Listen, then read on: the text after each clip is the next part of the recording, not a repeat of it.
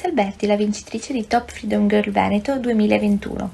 Quest'anno sarò la madrina e la presidente di giuria della nuova edizione, che si terrà il 29 ottobre all'Auditorium di Chiuppano, in provincia di Vicenza. Io vi aspetto e un grosso in bocca al lupo a tutte le ragazze che parteciperanno.